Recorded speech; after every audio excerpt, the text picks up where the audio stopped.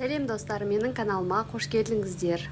Видеоға бар көкөністерден осындай өте дәмді салатты жасайтын боламыз. Бізге керекті заттар: 2 қияр, чеснок, егер ашыны жақсы көрсеңіз 2 данасын қосыңыз, капуста және сәбіз и жарты бас жуа. Мен кинза шөбін жақсы көрем, сондықтан кинзаны алдым. Ас тұзы, сірке суы, уксус және қызыл паприка, қызыл бұрыш, кориандр және қара бұрыш қосатын боламыз. Көкөністерімізді турап бастаймыз. Ең алдымен капустаны соломка ұзынша етіп турап аламыз.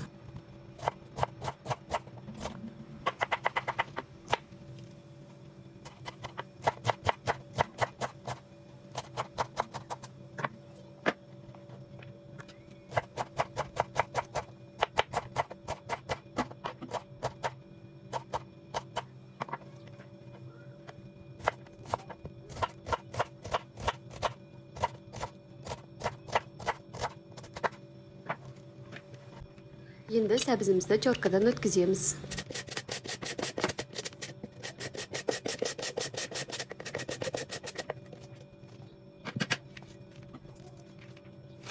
Ас тұзымызды кішкентай шай қасықпен 1 қасық қосамыз.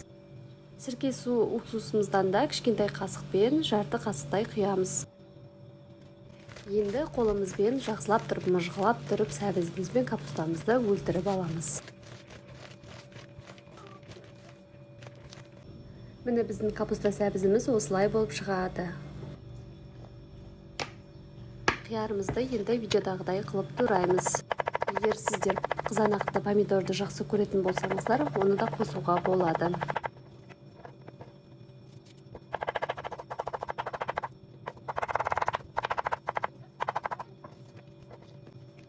Чесногымызды теркадан өткізіп аламыз. Егер сіз ашына қаласаңыз, 2-3 бас артығынан қосуға болады.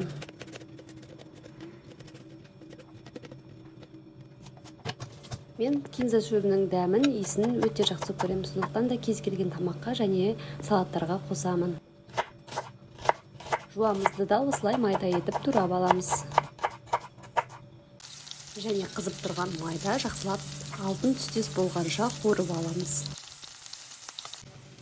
Енді дәміне қарай қызыл паприка, қызыл бұрыш, қара бұрыш және кішкене кориандр қосатын боламын. Егер сіздер ашыны қалайтын болсаңыздар, қызыл бұрыш, қара бұрышты және тұзын көптеу қылып қосыңыздар. Енді қуырып алған жуамызды майымен бірге осы салатымыздың үстіне қосып жақсылап араластырамыз. Міне менің салатым дайын болды. Кез келген тамаққа ұсыныңыз, өте дәмді болып шығады. Менің рецептім ұнаса, менің каналыма тіркеліп, жүрекшені басуды ұмытпаңыз.